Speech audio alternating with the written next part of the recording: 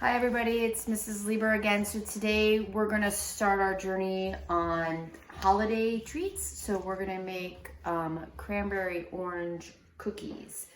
So you're gonna need your typical butter, eggs, baking powder, baking soda, flour, sugar. You're gonna need an orange and you're gonna need dried cranberries. Now I found these at Trader Joe's. They're orange flavored dried cranberries. I thought that would be pretty cool. But you can just get regular dried cranberries. So we're gonna learn how to zest today. So you're gonna need your zester. You're gonna need a cookie scoop or just like a tablespoon, cookie sheet, parchment paper, and then either a hand mixer or your stand mixer. So we're gonna get started. All right, so the first thing you're gonna do is cream your butter and sugar. So it's 3/4 of a cup of unsalted butter, so it's a stick and a half. And then a cup of regular sugar. And we're gonna put that in the stand mixer and let it cream. So we'll show you what that looks like when it's done. Okay, so it's all creamed together, so you don't really see the butter or sugar separated. It's all one thing. You're going to put 1 egg into that and mix it. Get this out of here, we're scraping the sides. And then we're going to, in a separate bowl, do our dry ingredients and then add it to this. So we're going to put our dry ingredients in here. So the baking powder, baking soda, and the flour, and then we'll add it to the wet mix. So, level that off. So 2 cups of flour.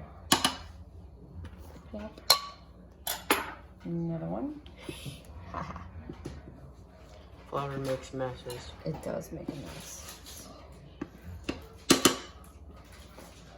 Okay. Then it says 1.5 teaspoons of baking powder. So that's 1.5. And then 1/4 teaspoon of baking soda. So I'm just gonna use this and kind of mix it around. And then remember, you wanna add your flour slowly to your wet mix so it doesn't puff up at you and blow all its smoke on you, right? Yes. So we're gonna just go here, scoop some in, and then let it go until it's all included, and we'll show you what that looks like. All right. So we incorporated all of the ingredients together, and that's what it looks like. So now we're going to fold in. So we took it off of the stand mixer, 1/2 cup of the cranberries, and I'm just gonna do a heaping 1/2 cup. That means it's overflowing. And then a tablespoon of the orange zest. So this is my zester, and I'm just gonna go back and forth until it's a little bit lighter of an orange, so the zest is here. So a tablespoon is probably a whole orange, and I kind of like the zest, so if it's a little bit more than a tablespoon, it's okay to me. Yeah. So I'm just gonna zest this whole orange, and then we're going to fold it in, and we'll show you what that looks like. Fold, you just bring the top or the bottom to the top and just kind of push until it's all incorporated. I mean, you can even just use your hands if you really want to get it all smushed in together, so that, you know, in every little piece, there's a little bit of orange and a little bit of the cranberry. So once you do this, you're gonna put this in the fridge just for a little bit, and you're going to make your sugar and orange mixture, because you're gonna ball these up and you're gonna roll it in the sugar mixture and then bake up.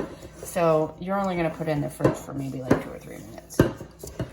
But you don't want it to get the butter to melt too much out in the heat of your room. Okay.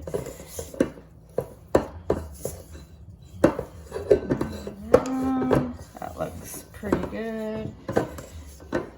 All right, so we're gonna put that in the fridge, and then we're gonna make our sugar and orange mixture. All right, so the zest and sugar mixture is 1 cup of sugar, and then a tablespoon of orange zest, so I just did another orange. Just kind of tap it in there.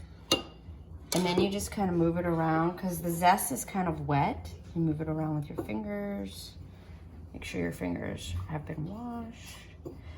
And then we're going to get our dough out and use our cookie scoop to do about a tablespoon of dough. Then you roll it in this and put it on your cookie sheet. So that looks pretty good. I'm gonna wash my hands and get my dough out, and then we'll put them on the sheet. So you want 1-inch ball. You're just gonna scoop it, and then you're gonna roll it in your hand. You're gonna coat it by rolling it in this mixture. Put it here. Give it a little love tap. And keep going till it's full. Then we're going to put it in an oven preheated to 350 for 10 to 13 minutes or until golden brown. So everybody's oven is a little different. So we're gonna keep going and we'll put them in the oven. About 9 of them fit on our sheet, and we're gonna put them in our oven 350 for 10 to 13 minutes.